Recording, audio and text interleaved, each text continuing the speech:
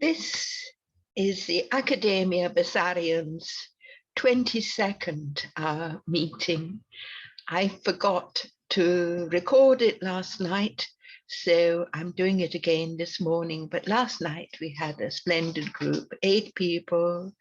Bill from Iceland, Alex from Boston, and so Nicholas Mander from England, and so forth, Angela Carmela, and quite a few of them had been my students, and it was a lovely occasion.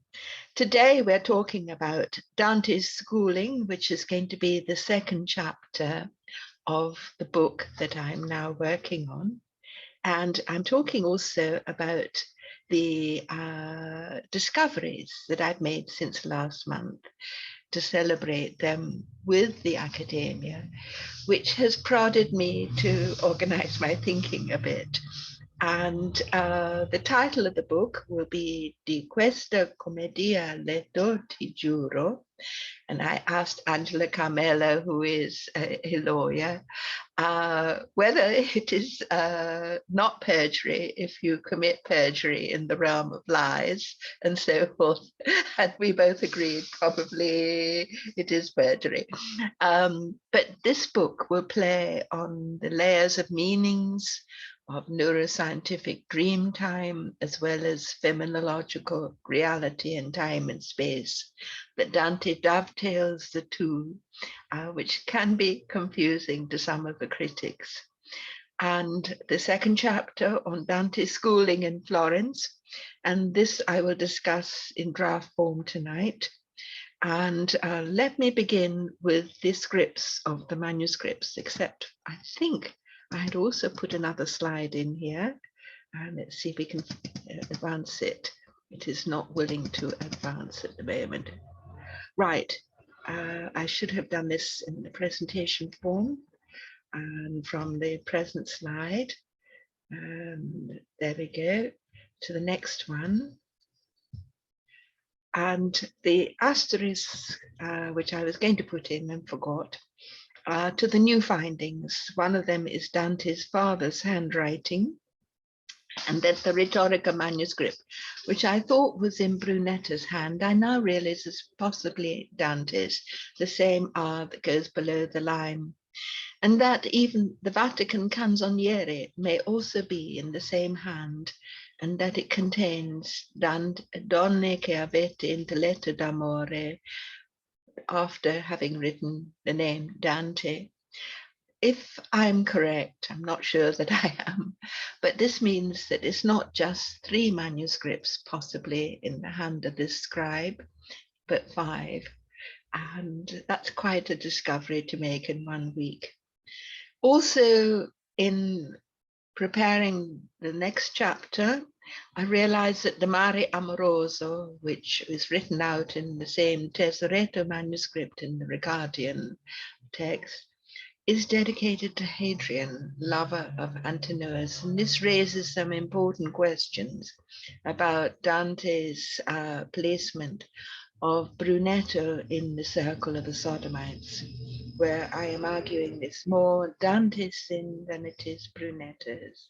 It's more our sin than it is Brunetto's. And I will get to that explanation later. And then the discovery of the necrology for the Compagnia della Desi of O San Michele, the burials by Santo Reparato, which is in the archives of Santa Maria del Fiore, and it lists Brunetto Bonacorsi Latinus, Filippo Argenti, Guido Cavalcanti, and so many of Dante's neighbors, women as well as men. And then I also discuss the festival to the god of love, the 24th of June, 1283, when 1,000 young Florentines came to the Piazza Santa Felicita, dressed in white, as Dante describes Beatrice and Natier when he is 18. And finally, that Pietro Alighieri wills the Casa di Dante to the Compagnia della Desi di O San Michele. I have said that when Dante scholars today seek to find his schooling, they look to the friars of Dominican Santa Maria Novella and Franciscan Santa Croce, but I believe, as his own Inferno Quindicesimo movingly acknowledges, it was far more first from his father, the notary and judge, Alighieri, whom Dante would have learned the alphabet in Chancery script and Latin, as Brunetto and Leonardo Bruni tells us. His stepmother appointed as his guardian Maestro Ser Brunetto Latino, who typically signed himself et ego Bonectus Bonacorsi Latinus Notarius in a clear and lovely rounded chancery hand. And in Convivio, Dante tells us of his learning the vernacular from his mother, whom he lost when just a baby, and his father, who then remarried, and Brunetto Latino, teaching him Latin by way of the vernacular, as we find in Brunetto's careful translations into Italian that he dictates to his students of Cicero, Aristotle, and many other texts. And here below I give some of the footnotes. And this is the hand of Dante's father, Alighieri, Imperiale Autoritate Iudex atque Notarius. And if you look here, you'll see that the R's, okay, let's go back. The R's here go below the line, giuramenti and briganti, brigavi, possidere, etc. That is what also the scribe of these 5 manuscripts does, who is Alighieri's son. This instead is Brunetto Latino's hand. It's very beautiful and clear and rounded, and it's not the same as the one in the manuscripts I'm talking about. This is when Dante is probably 18, if he is the scribe, and it's the text of the Tesoretto where you see the R, Lomar, Regione, etc. goes below the line. And the same also happens in this copy of the Retorica of Brunetto Latino, written out, I believe, by a young Dante Alighieri, where the R goes below the line. This is in the Vatican Canzoniere, and in the earlier pages, you always see the R going below the line. And here you get Dante writing out, if it's him, Donne c'avete intelletto d'amore. I did a screenshot of this, and it only allowed me to do one, and I wanted to do the others where you could really see the R. And then he does, when he's mature, I believe, 2 manuscripts of the Tesoro. And again, the R goes below the line, but now the writing is much more fluent and mature. And then we needed to talk about how these manuscripts were created. Brunetto had gone on embassy in 1260 to the court of King Alfonso, the 10th El Sabio of Spain, who was influenced by the Arabic culture, which was far more technologically advanced than the Christian one, and was capable of making multiple copies with multiple scribes writing out the texts. And at the same time, these texts are not only seen as written, but also heard as dictated and even performed as music. Poetry, canzoniere, means that these were lyrics. They're like the Beatles songs, like Bob Dylan's and so forth. And we forget that. We sort of disparage entertainment as not being proper literature. And proper literature is what you read in your study in silence from a printed black and white book. That wasn't the case in the Middle Ages. It was far more sensual. And here we see Brunetto copying this method, which he had already done in exile in France, copying out Les Livres du Trésor, and returning to Florence 20 years later He works with his young students, Guido Cavalcanti, Dante Alighieri, who's 10 years younger than Guido, and Francesco de Barberino. And there they are with copies of his book, which they're writing down. This is Dante, this is Francesco, perhaps. And this was what the library that Brunetto would have given to Dante. Also his father before him, the notaries, father and son. It's not like the monastic culture, which interrupts biology by adopting into itself oblates and being celibate.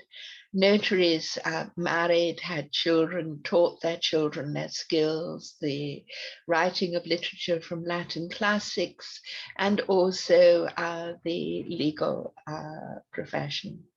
So Brunetto and also Alighierius would have taught to the young Dante the Roman classics in Latin: Cicero, Sallust, Livy, Virgilius, Ovid, Terence, Pliny, the Sibyls.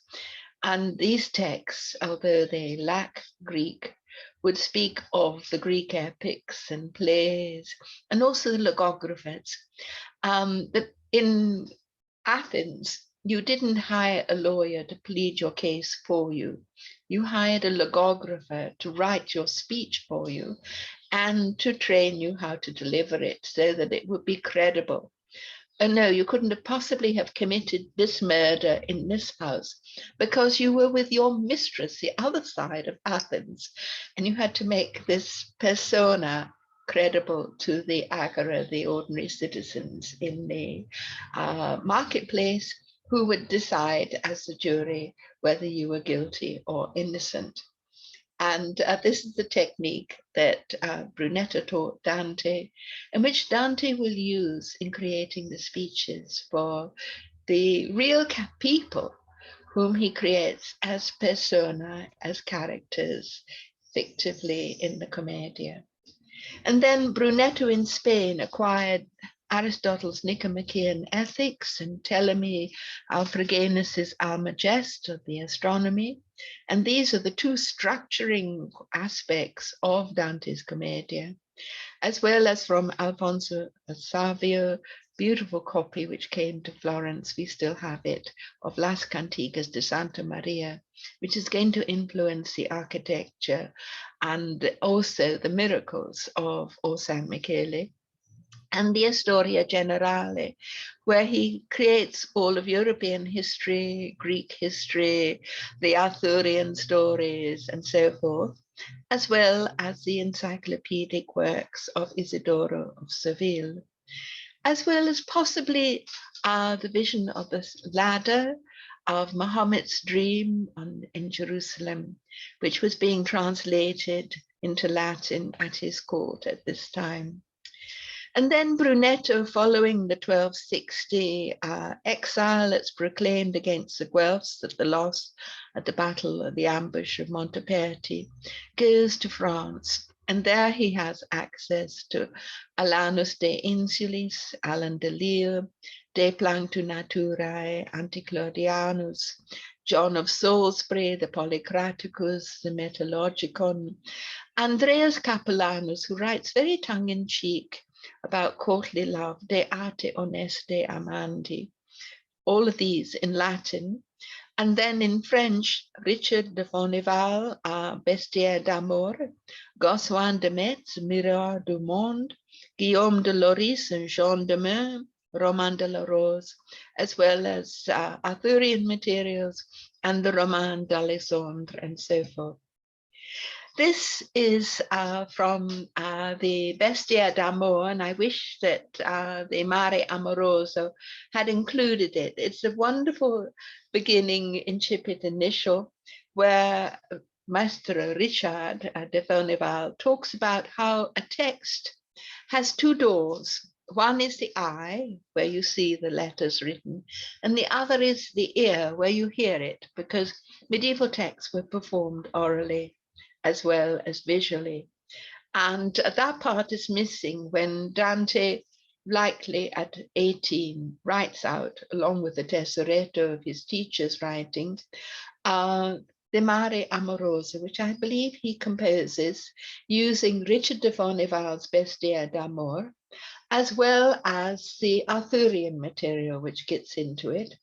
And then he dedicates it quite extraordinarily to Hadrian. Hadrian, who was so passionately in love with the young youth Antinous. It is as if he's giving this book to his teacher and pleading for his love, and which Brunetto speaks very clearly against homosexuality. And I believe it is Brunetto who then steers him into the Fedeli d'Amore, the courtly love game of worshipping a lady who is not your wife. And this, instead of being Gemma, will be Beatrice. And in the case of Guido Cavalcanti, it will be Giovanna instead of his wife, who is Farinata's daughter, Beatrice degli Uberti. And these love lyrics that then Dante and Guido and the other circle of the Dolce Stil Nuovo, of the Fedeli d'Amore, compose, Dante will then recycle into the Vita Nova, the Convivio and the Commedia, and create of this courtly love play and game to Beatrice, the rich banker's daughter, who, like the great Gatsby's F. Scott Fitzgerald's Daisy has money in her voice, will become instead the Christ figure, turning the whole work into a palinode. And here we see from the British Museum, Hadrian and Antinous. The young Antinous drowns in the Nile River, and Hadrian, in his great love for him, then has sculptures created all over the Roman Empire. And here we see the manuscript, with the tesoretto on one side and the Mare Amoroso on the other. It's a very interesting work, and it hasn't been sufficiently studied. People thought, well, perhaps it's Brunetto's writing. I think it's the young Dante's. I don't believe the Fiore is Dante's. The Fiore manuscript was first in Padua, then taken to Dijon, and then now it's in Montpellier. Also, another wonderful manuscript in Montpellier of motets in both Sacred Latin and Bawdy vernacular sung simultaneously, this wonderful doubleness that the medieval world tolerated. And what we know is that in 1283, on St. John's Day, June the 24th, when Dante was 18 and wrote, he says, this lyric, Donne qu'avete intelletto d'amore, which we find again in the Vita Nova, Guido Cavalcanti responding to its echo from Guido Guinizelli. It's also in De Vulgare Eloquentia, second book, 8th chapter and paragraph 8, discussing it. And then again in Purgatorio 24, the Commedia, where Dante encounters the shade of another poet, Bonagiunta da Luca, who all are collected in this Vatican Canzoniere. And this is where we have, let's see if I can get this to work. And because all of these songs were, I wish I could hear this, but it is on. And what happens next is that this is where it is included in the Purgatorio. And the music we did of the Libre Veni di Moria times, where the monks, where the pilgrims were incubating in the church to the Virgin, would dance and sing, and the monks created for them the whole series of not sexy bawdy lyrics, but instead sacred ones, to the tunes that had sexy bawdy lyrics. It's a wonderful game and play. And this is where we actually did the concert to our concerts and recorded them in Ravenna and in Florence's Duomo and elsewhere. of all the music that Dante mentions, and from the manuscripts of the period. And Francesca de Barberino's later illustrations to the Tesoretto evoke this celebration to the god of love by the Fedeli d'Amore in Piazza Santa Felicita in Florence, 24th of June, 1283, which is over 700 years ago. The Dolce Stil Nuovo school of poets, deriving from the Sicilian, the Provençal, the Franciscan, and the Cantigas de Santa Maria, is sort of soaked up all of this poetic across Europe like a sponge, and insisted on treating it in a genteel way. At the same time, they're staunchly Republican. So in the sense, it's a kind of a response to the overly courtly world of Paris and so on. And here is the column in Santa Felicita Piazza, still there, bound in iron, and nobody realizes it goes back this early. They think of it as being to celebrate a later victory. The capital on the top now is new, but it was Corinthian even in this version here, which Francesca de Barberino illustrates with the god of love on top of it. Columns with emperors and gods had to be worshipped in the Roman Empire, and Christian martyrs refused to sacrifice cock's blood at the foot of them and so forth, and so were thrown to the lions and so on. In medieval art, column is always seen as something pagan. And what was lovely, my colleague at Princeton, he was a friend of Einstein and Janssen, and absolutely wonderful, William Sebastian Heckscher. And he wrote a wonderful paper on the columns in the Piazza of the Lateran before they were removed, and with the equestrian statue, which they thought was Constantine, but which we know is Marcus Aurelius. And one column had a cock on it right by the Pope's bedroom window, to warn him not to be like Peter at the cock crowing and so forth at the crucifixion. And the other had the spinario, the little naked boy, and it was quite different then because the pilgrims saw him from below, looking up at his genitalia. So they thought of him as the passage in Genesis where men are punished for the fall by having to walk amongst the thistles of the world and thorns. So they would throw stones at it. And it's all pockmarked, this beautiful bronze sculpture with the pilgrim stones. And here again, you see the god of love. This is in the Tesoretto manuscript. And this is in Francesca de Barberino's Documenti d'Amore, where now the god of love, the same god of love, naked, is on a horse. But the arrows are shooting at all of the people. The god of love has such power. But of course, this love will change in the Vita Nova and in the Commedia into being the love that rules the sun and the other stars that moves them. And this is a rather strange image at the beginning of the Palatine Canzoniere, which follows on, is later, it's sort of from the Francesca de Barberino Officina, where you get the god of love on the throne. The Fedeli d'Amore are partly connected, perhaps, as a third order of the Templars. And Brunetto was involved with the Templars. He was writing the Statuto for them. He was possibly in Acre, Saint Jean d'Arc, the ultimate last part of the Jerusalem kingdom before it falls, just the year after Beatrice's death, which gets into the Vita Nova. And the Templars were influenced by the Sufi, and also you also had the Islamic influence coming through from Spain as well as from the Templars.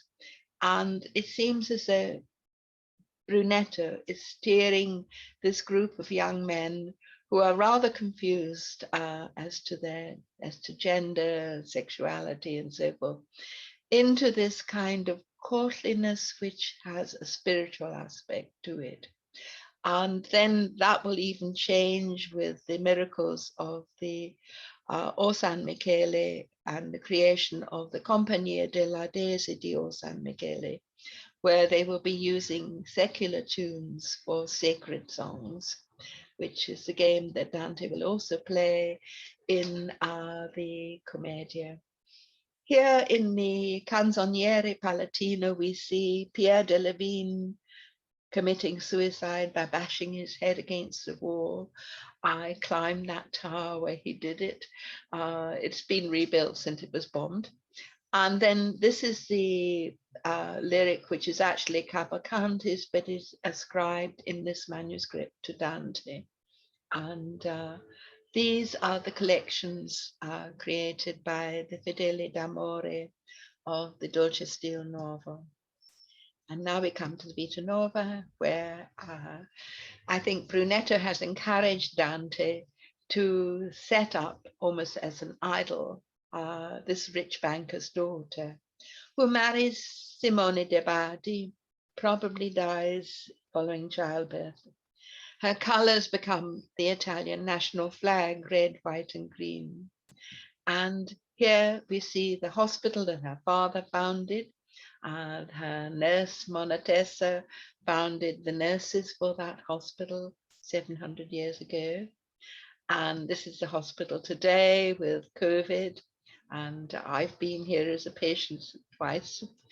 And then Dante Gabriel Rossetti deeply takes into himself the character of Dante. And this is his painting of the dream of Dante of Beatrice. And by the way, in the Vita Nova, Dante describes meeting Beatrice when he's 18, and she is in white, like the Villani description of that meeting in the Piazza Santa Felicita. It's fascinating seeing how the historical text dovetails with the poetry, and I delight in that. And then this is the painting that Dante Gabriel Rossetti did of Dante a year after Beatrice's death, visited by Beatrice's brother, while he is painting angels. And this is what Boccaccio and Leonardo Bruni say, that Dante's writing is elegant and that he delights in song and music and working with other poets. It's a kind of sacred conversation, which at first is rather secular. And then also that he draws as well as writes. And I published a long time ago in Dante Studies in English, and then later in Italian in the Festschrift for Professor Vincenzo Placella.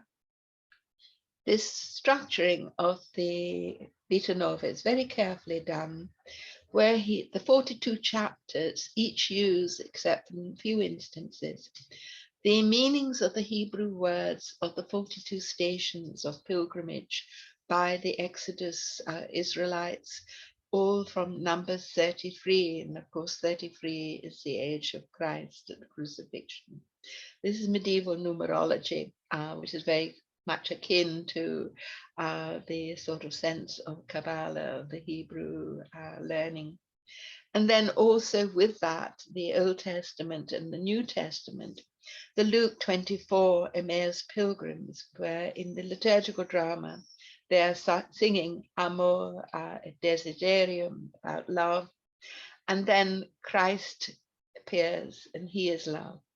And this is what happens to Christ in the Vita Nova. He shows up as a secular pilgrim who is then turned into a sacred one. And then Dante presents this poem, no longer dedicated to Hadrian, but to giving it to Brunetto in a beautiful translation by Dante Gabriel Rossetti. Master Brunetto, this my little maid is come to spend her Eastertide with you. Not that she reckons feasting and so forth. My text gets cut off with my own image here, but whose need is hardly to be fed, but read. Not in a hurry can her sense be understood, nor mid the jests of any noisy crew. And she wants a little coaxing too before she'll get into another's head. And if you remember Charles S. Singleton's wonderful essay on the Vita Nova. But if you do not find her meaning clear, you've many a brother Albert's hard at hand, Albertus Magnus.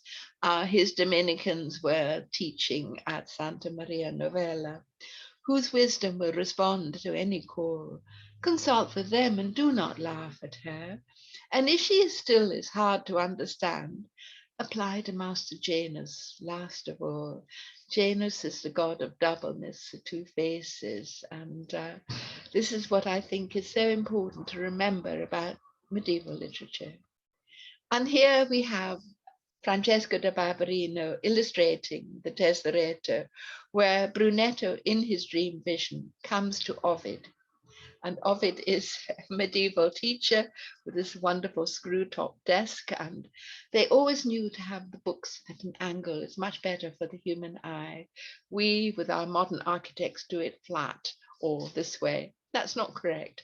And it's bad on our eyes, like the screen here. But here we have Ovidio Philosopher, who is teaching the art and the remedies of love. And this is a game that Brunetto is teaching his students, and which Dante is teaching us, especially in the way we read, for instance, Canto Inferno 5. Because Dante in the Commedia is writing an amusing confession manual. He sins.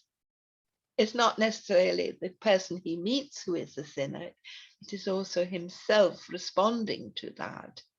And in that, he is presenting to us our sins, which we will then in the Purgatorio purge ourselves of.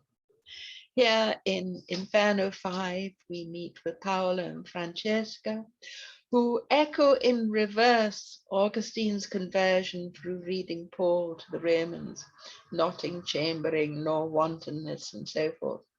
They are reading in chambering and wantonness of Lancelot and Guinevere, the first kiss. It's pornography.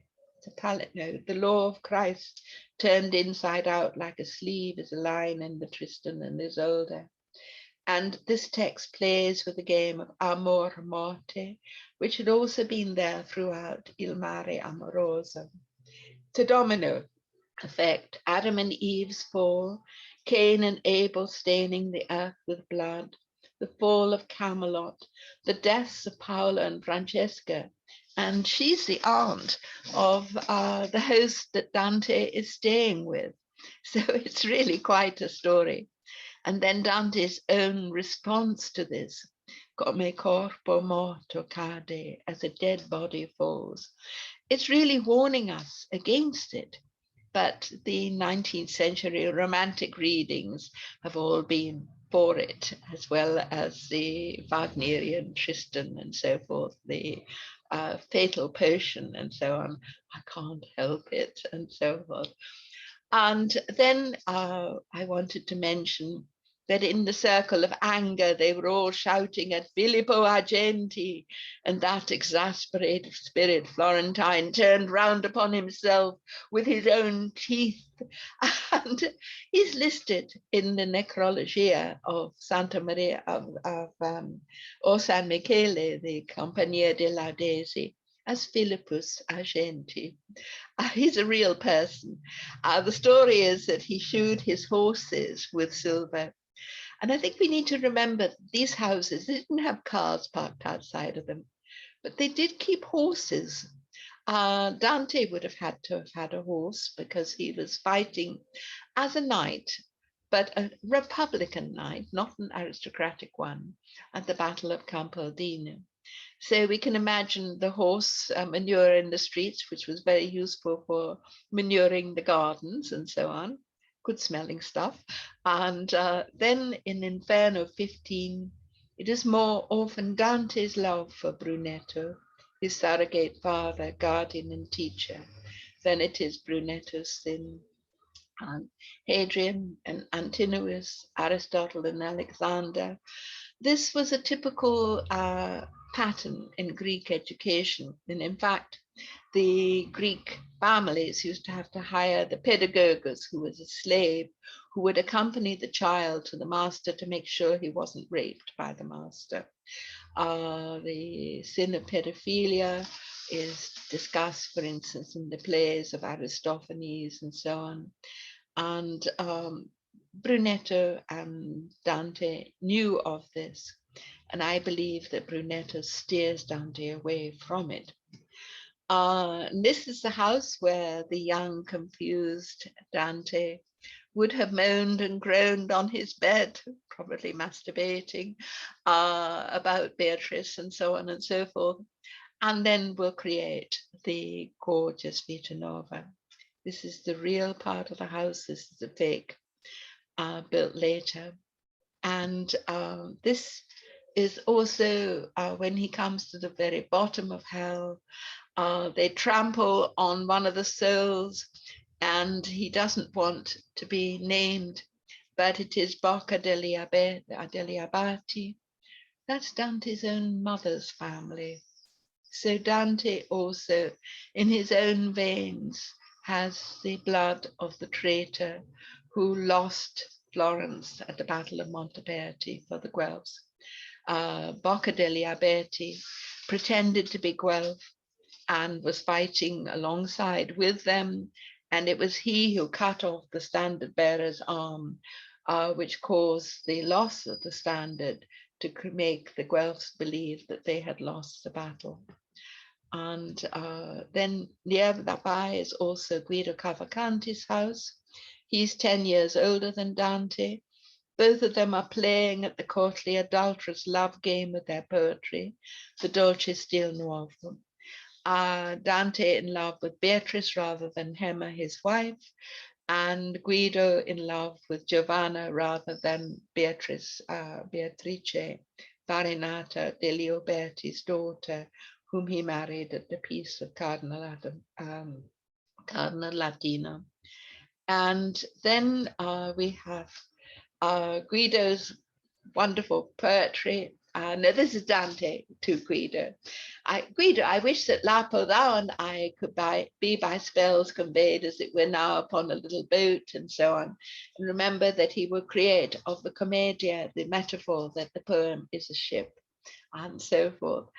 This is translated by Dante Gabriel Rossetti. I found a copy of this written on an end paper of a Livre du Trésor manuscript in Ferrara, very early, along with a pilgrim map to how to arrive at Jerusalem.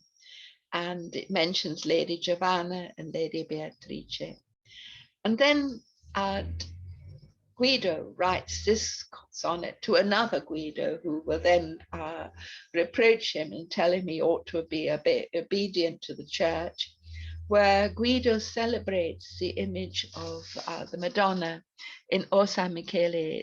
It's a lay monument. It's a granary to feed even the enemy in time of famine. It's living the gospel. It's giving its wealth to the poor. And so many miracles happen. It's imitating the Las Cantigas de Santa Maria, the beautifully illustrated manuscript of Alfonso Sabio, where the Madonna is always seen in a niche. And she creates so many miracles. So the Florentines copy what was done in Seville.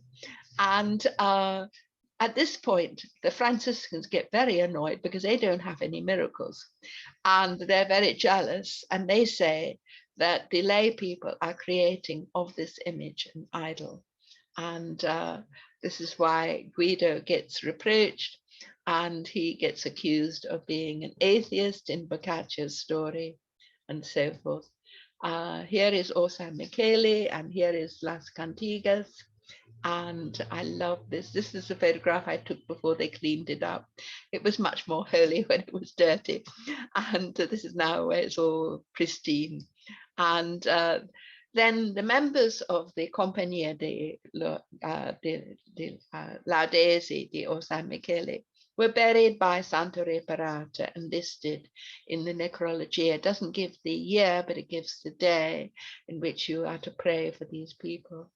And this is a copy of a Laudario created for San Michele. It was the lay Catholicism in the Franciscan mode and filled with song. And what's happening now is that they're converting the love lyrics of the Dolce Stil Nuovo into the Franciscan Laude, which will be what Dante will put into the mouth of St. Bernard in Paradiso 33. And here we have the story of Guido Cavalcanti walking from his house to the Duomo, and then he arrives amongst all of the tombs, and along come the black Guelphs of Corso Donati, and they are taunting him for being an atheist, and he's having to escape from them, and he leapfrogs over the tombs. Here the two columns of porphyry, which Pisa gave to Florence, but after having burned them, so they wouldn't foretell the future that Villani writes about. And I love this classical tomb, a Roman tomb recycled, which you also see in Pisa. These were later removed, but they were in the Piazza San Giovanni. And that's from Boccaccio's story. And then Guido is actually buried here, 1300, 1000, and then 300s. And then Guido, Filius Domini Cavalcantis de Cavalcanti. Smoking pistol. This is the from the archives of Santa Maria del Fiore. And what is interesting is that San Michele was so important. Monna Bianca, who is Brunetta's daughter, wills a large portion of her wealth to the Compagnia de Laudesi at San Michele. Already her father is really buried there. Later on, a Mazze member of the family will transport it to Santa Maria Maggiore, but he's listed in the necrologia as Bonectus Bonacorsi. Dante's daughter, Antonia, now named Beatrice, and nun Ravenna Stefano degli Ulivi, excuse my mistake there, is given 10 gold florins by Boccaccio from the Compagnia de Laudesi di San Michele. And then when Monna Bianca dies, her wealth comes to San Michele. Pietro Alighieri, Dante's son, wills the Casa di Dante to the Compagnia de Laudesi di San Michele. That's a discovery I made just this past week. And the manuscript of the Roman de la Rose is sold by the Compagnia de Laudesi di San Michele for 4 golden florins. And these are the florins that we would have reached Beatrice and so forth. And I made a mistake last week. I said that the peace treaty between Florence and Siena was signed at San Piero Schiaraci. No, it was signed in Santa Repra to the ringing of bells, and in 1254. And my apologies about that error. And to remind us again that we have Arnolfo di Cambio's lily, which was on the Porta Pinti, and the cross. The Porta Pinti was the gate through which Corso Donati entered Florence to create absolute mayhem against the White Guelphs and Dante. And this is the book, Di questa commedia letto, ti giuro, Study on Dante. And again, I made a mistake there. Preface, timeline, I decided to put at the beginning to create a sense of the ordering. Last month we did Dante's Florence, where we actually visited all of those houses around Dante's house.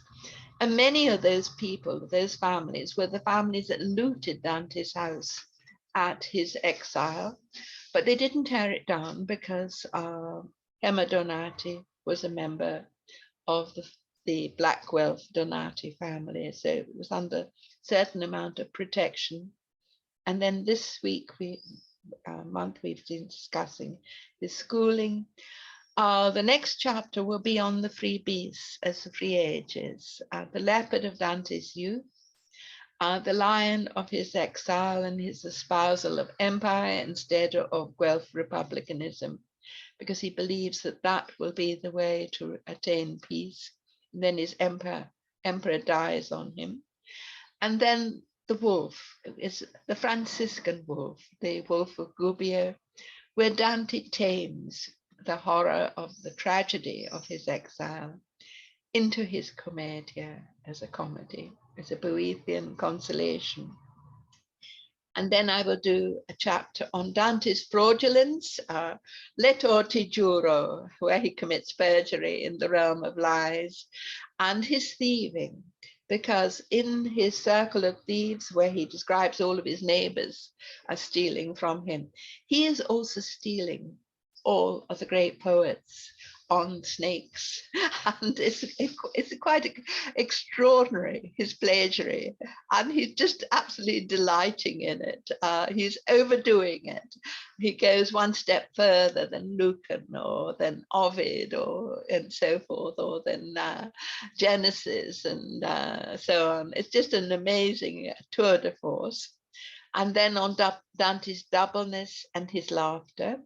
He's not the serious statue outside Santa Croce of the 19th century.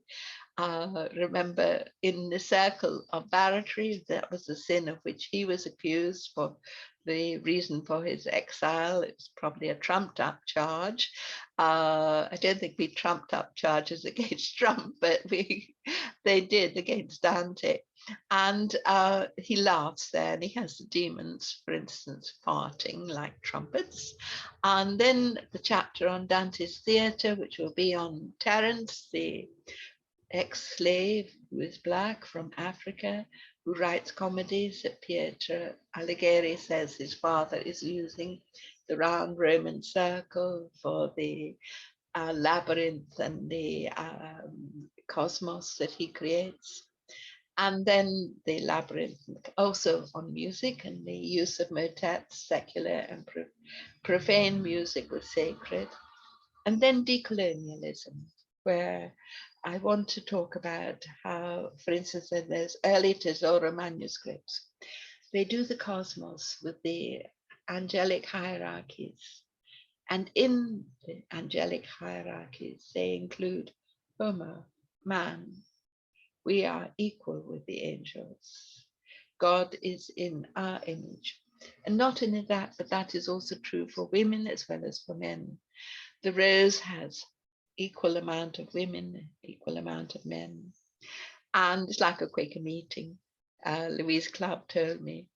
And also women scholars have responded to Dante. Christine de Pizan and Dorothy Sayers, Barbara Reynolds and Ciarlinda Barolini and so forth. We are all included in this gospel where it does criticize the church's hierarchies, because the gospel is not about hierarchies and so forth. And then there's a massive bibliography, which, because I'm sort of recycling a lot of essays I've written, but which I haven't dared submit to scholarly journals, because I know that they would gatekeep against them. I did try one recently, and it suddenly bounced right back, with scorn.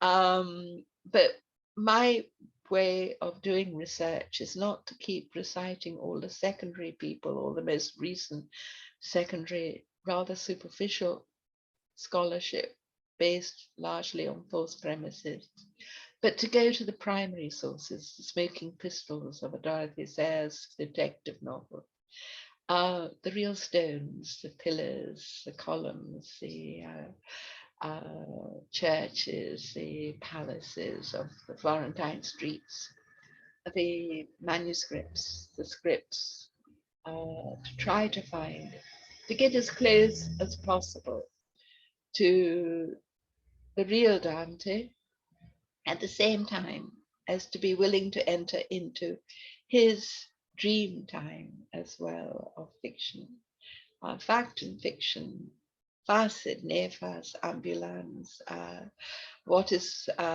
unspeakable and what is done is they walk together. That's from a line from the Camina Burana.